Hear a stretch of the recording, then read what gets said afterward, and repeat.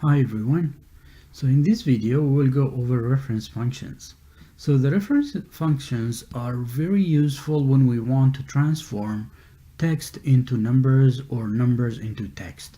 So for example here in this example we want on the left side we want to transform or translate the letter score or the score into a letter grade. So in this case, we had an array table here, which has the grade range and the letter grade in front of it. So we can use the VLOOKUP when we have our array table is vertical. So in this case, it is column wise or vertical wise. So we use the VLOOKUP.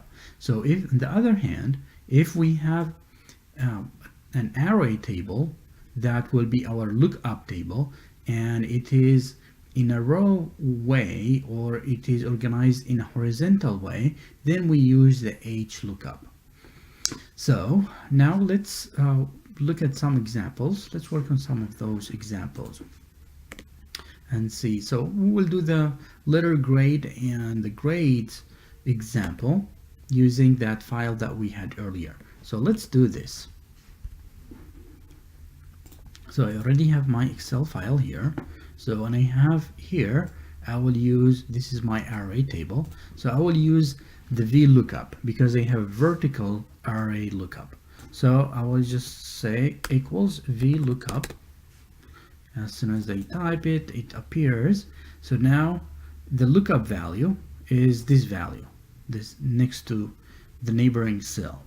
Then I will say comma. So what is my table array? So table array is this table. I'll just select it, and then I will make sure that this table is absolute, because when I drag and this formula to the other cells in the other rows, then I want this array to be absolute, to be anchored. I don't want it to move. So I will just say F4, and then I'll put comma. So what is my column index? So the column index, so this is column index 1 and this is column index 2. So we always start or read from left to right. So I will say 2 because this is what I want to return in the letter grade cell, column number 2. All right, so I'll just say that. And then actually another thing that is very important, especially for the exam, when you are doing the exam, you might actually get strange results based on what you put here. So what I will do is I need to have another argument here after the 2. So do we want approximate match or an exact match? So I need an approximate match, because let's say 92, I don't have exactly 92 here for A. 92 is an approximate. So in this case, I will say true approximate match is fine. So very important. So remember to put this one when you are working on the exam. Otherwise, you will have a lot of problems and will affect your grades. So remember this tip.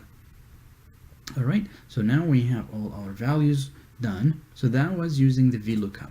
So now, since we have our array, it is in a row format or in a horizontal format, we will use the HLOOKUP.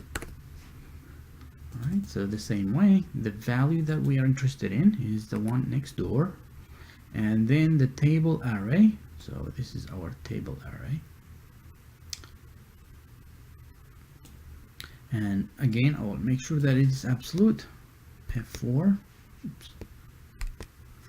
And then I will put a comma, and the row index, again, the top row is index 1, and then the second row is the second row.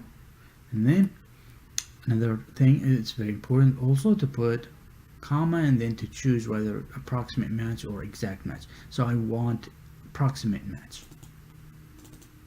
All right, so then we are done. Same thing, I'll just drag and drop. All right, perfect. So that was all that I wanted to cover in this video, and I will see you soon.